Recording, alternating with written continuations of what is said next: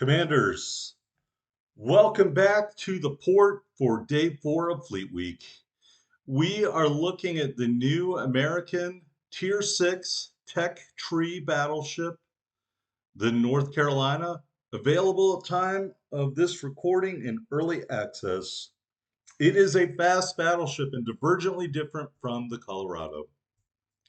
Our commander for this playthrough is Willis Lee. Base trait, don't let it spill, lessens flooding damage. He is inspired by Kedrov and D. Ravel. Row 1, I chose not the one for nuisance. In row 2, crisscross. In row 3, firefighter. In row 4, master mechanic. And our legendary skill is will to rebuild. I do want to note in my plays of the North Carolina to this point, I have been set on fire with 3 fires enough times to make me consider fight fire with fire. All right, there's the North Carolina. Really like it. I'm not sure how similar it is to the Florida. We'll see. All right, in looking at the mods, we chose AA Guns Mod 2, Damage Control System Mod 2, and Target Acquisition System Mod 1.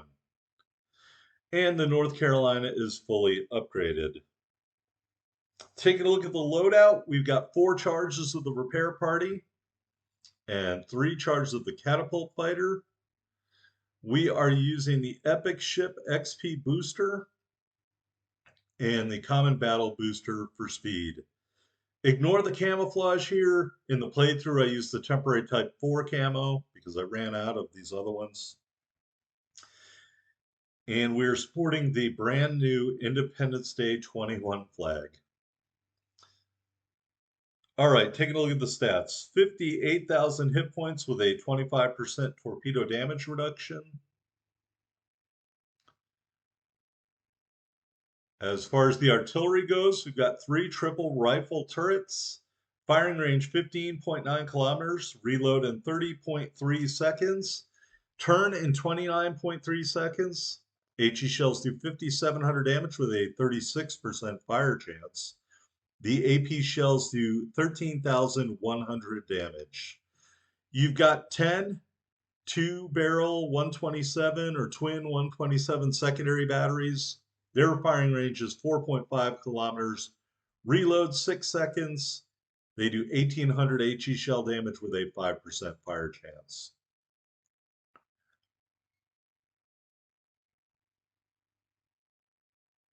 All right, taking a look at the AA defense. There it is. Think of whatever that you will. The secondary battery, those 127s do count as AA. They are dual purpose. Maneuverability. The speed is excellent for a U.S. warship at 27.8 knots. Turning circle, 760 meters, not that great. Rudder shift, a little bit below what I would consider good, 17.3 seconds. But it is fast. They consider this a fast battleship. And compared to the Tennessee before it, very fast. Concealment, keep in mind these numbers are with the Type 2, so this is the base concealment. 14.4 kilometers on the surface, 11.5 from the air, 13.9 when firing in smoke.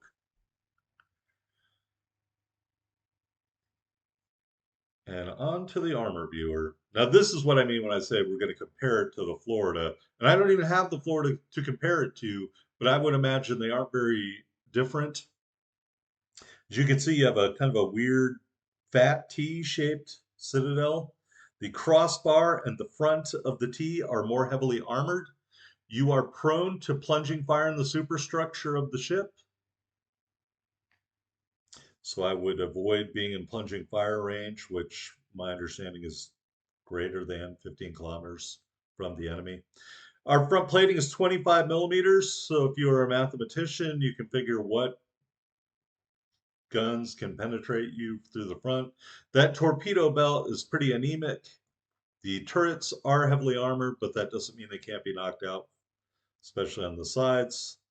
This is what it is. I would consider the North Carolina a ship that traded armor for speed. Just one person's opinion.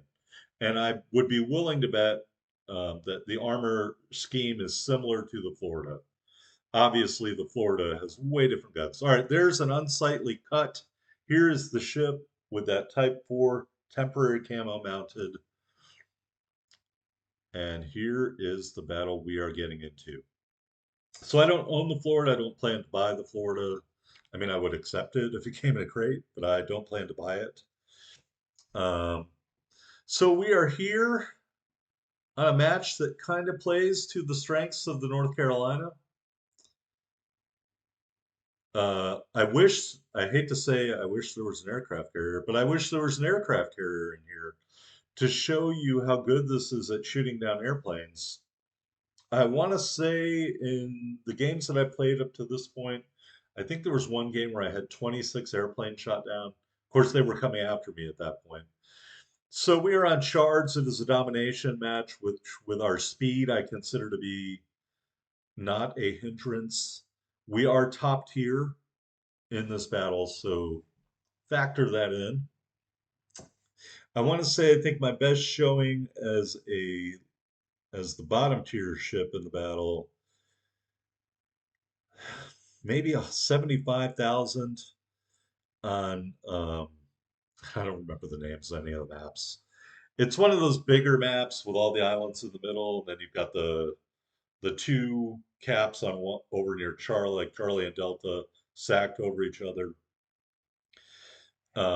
We got caught in Alpha behind that one side of that long coral reef, I guess, the little hole in the middle you can shoot through.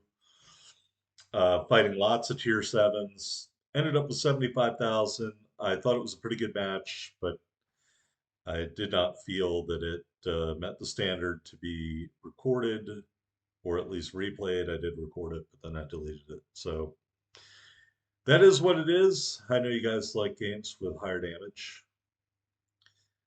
And so here we are. We did 16,005 penetrations on the Gneisenau. I believe this ship has the super heavy AP shells. That's my belief. Lord only knows if it's true or not.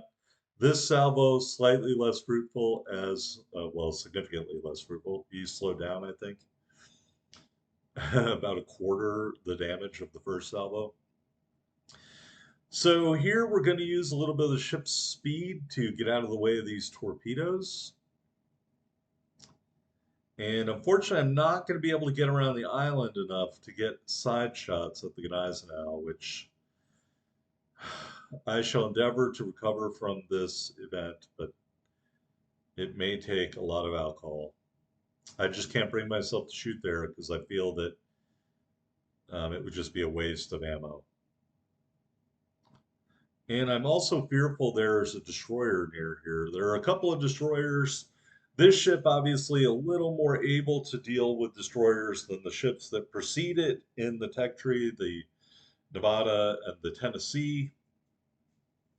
Side note, maybe it's just me, but to me, this ship, the New York and the Iowa, belong in the same line of the tech tree due to their speed, where I would put the Kansas and the Nevada together with the Colorado. Again, similar speed characteristics. So I know the Gneisenau is torping at me. He also set two fires, so I damage con that and heal, expecting to be torped. I'm actually kind of wondering what he was waiting for. Maybe if I had turned a little bit more aggressively, I might have been able to dodge that last one. But the important thing is we finish off the Gneisenau for kill number one. And thankfully that Akatsuki also dies. But that spotting eye is up there, and I know that the other destroyer is still out there. I want to say, I think it's a T-61. And we have the unhealable flood on because I damaged con prior to being struck by a torpedo. I guess if I was thinking about it, I would have waited, but I did set that because we had two fires. All right, so there, oh, it's a Mahan. All right, there is the enemy destroyer, a Mahan. I would really love one of these cruisers near me to kill him. I would really love that. But as you know in my videos, these people know I am recording, so they often do not do stuff like that. Um, if you watch my, I think it's my Nevada video, literally begging people for the whole match to kill the Podvoisky. And I thought I was going to die there, and thankfully those torpedoes ran out of steam. I want to say if he's using Bull Halsey, those torpedoes only have a range of 6.4 kilometers. So I must have been just at 6.5. No complaints here. And we are maneuvering. Obviously, I've loaded HE. I would love to get a shot at the Mahan, but instead I'm going to ram into this island, which, as you know, I also love to do. It helps agitate the crew members to make them fight better. That's what I tell myself anyway. All right, so, and again, I don't know why I'm hesitating here. I guess maybe I thought he would shoot torpedoes a little bit farther ahead, not realizing I was a poor pilot. Um, what can you do? The North Carolina looking resplendent in that zigzag camo pattern. However, in the Bureau, there is a project to get it Stars and Stripes camo, and that's cool and everything. But Wargaming, I think everybody should know by now that we like historical camo and can't wait for that to be introduced. All right, so we are in control here. We've got Alpha. We're in the process of losing Charlie, which is very disheartening to me, but we have a big lead of, well, we had a big lead. I was going to say of 300 points. Now it's down to about 180 points. There's the Mahan who circled back around. Yep. Maybe this cruiser will earn his keep. He is shooting at the Mahan. The Mahan is torping. I reduce my speed and crank the rudder as hard as I can. Hard a port. And I let the Mahan have it. I damage his torpedo tubes and his rudder, and also serve up some disappointment for him as I dodge his torpedoes. And I dare say you would not be able to complete that kind of maneuver in the Tennessee or the Nevada, or as I like to say, Nevada. All right, so we are shooting again at the Mahan, and just like in my other video, if you want the job done on a destroyer and a battleship, sometimes you have to do it yourself. And I will use those front two turrets on the New Mexico and get some penetrations with HE. Very odd. But I'm not complaining. We are just short of 70,000 damage right now. All right, so we've got the New Mexico. I believe the other ship is a California. So these are both down tier, so I should have my way with them. Don't worry, this video is safe for work. And he hits me pretty good there. That's all right.